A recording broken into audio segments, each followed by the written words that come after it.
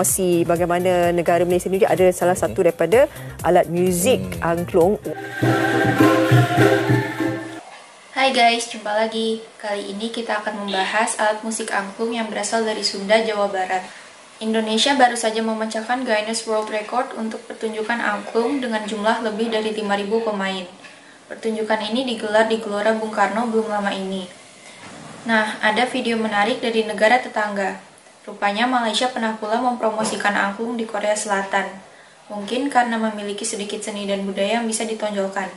Yuk kita simak ya.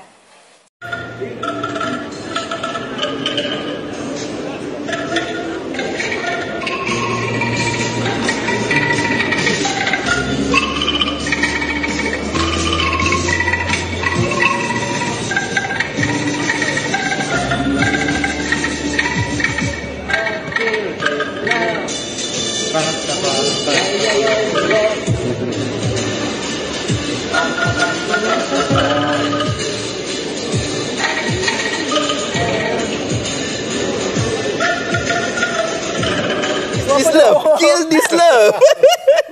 Okey, itu antara sebahagian daripada rakaman daripada Toy sendirilah, bagaimana beliau juga berada di Korea untuk bagi sokongan lah juga promosi bagaimana negara Malaysia sendiri ada salah satu daripada alat muzik angklung walaupun asalnya dari Indonesia. Tapi kita kan serumpun. Jadi walaupun asalnya dari Indonesia. Tapi kita kan serumpun. Jadi kita bersama terus dengan Toy Nizam. Okey ya, tangan okey ya. Okey. Alang-alang pagi-pagi dah sejuk kan. Dia sekali jalan lah. Soalan pertama Toy. Ada tak senaman yang macam kena diberi fokus kalau Toy sendiri untuk memulakan angklung? Untuk saya tak ada. Sepanjang saya main, sebab mungkin dah biasa main start daripada tahun 96 sampai hari ni. Walaupun saya lompat-lompat main gitar, main bass, main piano, main drum semua, tapi angklung ni saya boleh bertahan sampai hari ni lah. Ada lengur jugalah kalau masa baru-baru. Dah lama dia okey. Tapi itulah cakap pasal lompat-lompat main drum lah, main gitar, bass dan sebagainya. Tapi ujung je angklung juga. Sebab angklung dia unik. Jadi kalau saya fikir separuh jalan, dia sangat rugi sebab benda dah pupus. Jadi kita cuba dekat Malaysia macam mana, Toy? Macam mana? Dekat Malaysia ni, kita tahu Toy yang membawa angklung ni. Tapi nak tahulah sekarang ni pemain-pemain angklung dekat Malaysia ni macam mana? Ramai lagi ke atau macam mana? Sekarang dah ada dalam 10 belas macam tu. Sikit lah ke tu Masih sikit. Masa Awak saya start macam tu, jumpa orang kampung. Johor lah kita sekali. Johor semua. Geram. Okey, macam kita tahu angklung dulu kalau di sekolah rendah kan kita ada dan sebagainya. Tapi adakah Toy juga menjadi antara individu kehadapan yang macam mengajar budak-budak? Okey, saya ada mengajar sekolah menengah macam IPT, UiTM Dungun ke apa, ada pernah mengajar. Macam sekolah di JB tu ada sekolah SETA, sekolah SAB. Sebagai tenaga pengajar lah. Ada juga murid-murid panggil cikgu, tapi saya bukannya ada qualify punya, cuma dasar kita punya ni lah. Kita mengajar kan. Kemampuan Dan bakat. Bakat.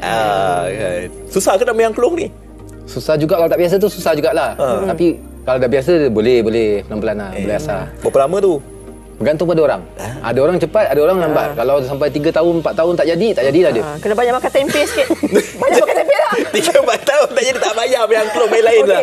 Bila Toy pergi ke luar negara kan, bermain dan sebagainya, bagaimana melihat dari kacamata mereka tu, bila tengok Toy main tu kan, respon orang ramai? Okey, saya first keluar pergi ke Indonesia sendiri, ke Jakarta, ada seminar 4 hari.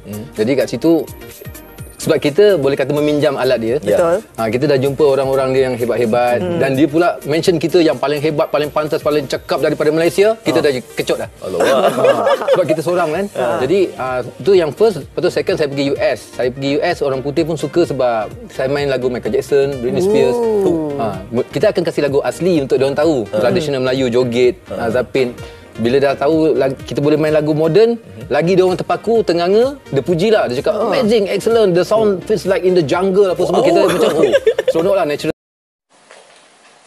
Itulah guys, seniman Malaysia yang ikut mempromosikan angklung di Korea Selatan. Presenter TV Malaysia tadi memang mengakui bahwa angklung berasal dari Indonesia. Bagi kita sebetulnya tidak masalah jika Malaysia ikut mengembangkan dan mempromosikan angklung. Tapi agak lucu jika digunakan untuk mempromosikan negara Malaysia di luar negeri. Sebab angklung adalah alat musik khas Sunda. Walaupun digunakan untuk mengiringi lagu Melayu, tetap saja yang khas dan menjadi daya tarik adalah angklung, bukan lagunya. Pertanyaannya, kalau tujuannya buat menonjolkan identitas Malaysia, kenapa harus menggunakan alat musik dari negara lain? Itu yang mungkin agak aneh. Promosi seperti itu juga pernah dilakukan di media sosial. Angklung digunakan untuk lagu Melayu lalu diberi judul musik Malaysia. Sekali lagi, sebetulnya tidak masalah instrumen angklung digunakan untuk lagu Melayu. Tapi hal ini mungkin bisa menimbulkan salah persepsi bahwa angklung berasal dari Malaysia. Selanjutnya, mari kita simak sejarah angklung. Masyarakat Baduy yang dianggap sebagai sisa-sisa masyarakat Sunda asli menerapkan angklung sebagai bagian dari ritual mengawali penanaman padi. Ritual semacam ini juga dilakukan di daerah Jasinga, Bogor. Angklung diciptakan dan dimainkan untuk memikat Dewi Sri turun ke bumi agar tanaman padi rakyat tumbuh subur. Demikian pula pada saat pesta panen dan seren tahun dipersembahkan permainan angklung.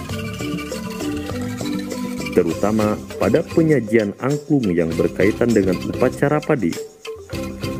Kesenian ini menjadi sebuah pertunjukan yang sifatnya arak-arakan atau istilah lain helaran.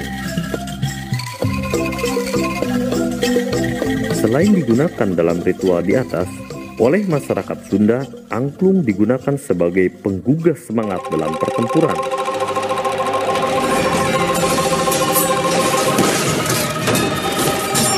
Fungsi angklung sebagai pemompa semangat rakyat masih terus terasa sampai pada masa penjajahan. Itu sebabnya pemerintah Hindia Belanda sempat melarang masyarakat menggunakan angklung. Popularitas angklung menurun dan hanya dimainkan oleh anak-anak pada waktu itu.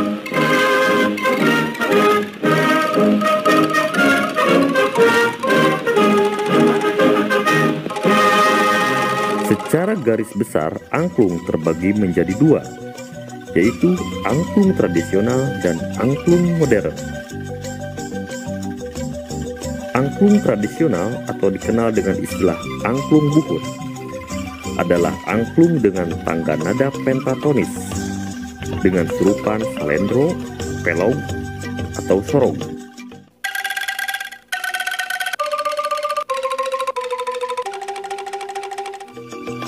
Angklung tradisional terbagi menjadi beberapa jenis, seperti angklung buncis dari Bandung, angklung badeng dari Garut, angklung seret dari Tasikmalaya, angklung gubrag dari Bogor, angklung dogdog lojor dari Sukabumi, angklung bungko dari Cirebon, angklung Baduy dari Banten. Angklung modern atau boleh juga disebut angklung Wanda Barat adalah angklung dengan tangga nada diatonis atau kromatis. Contoh angklung modern adalah angklung Daeng. Angklung Daeng diciptakan pada tahun 1938 dan kemudian dikembangkan lebih lanjut oleh Saung Angklung Ujo atau lebih dikenal sebagai Saung Angklung Mang Ujo. Angklung model ini disebut juga sebagai angklung Indonesia.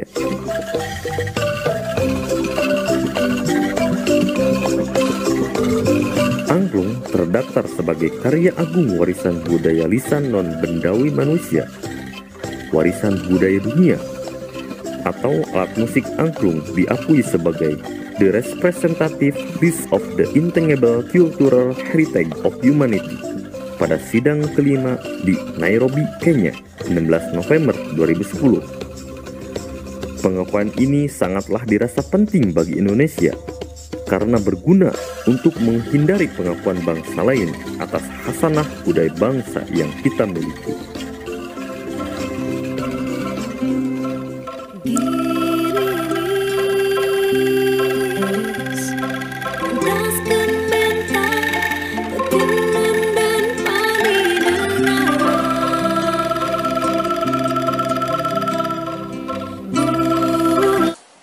Itulah guys sejarah angklung yang merupakan alat musik dari Sunda.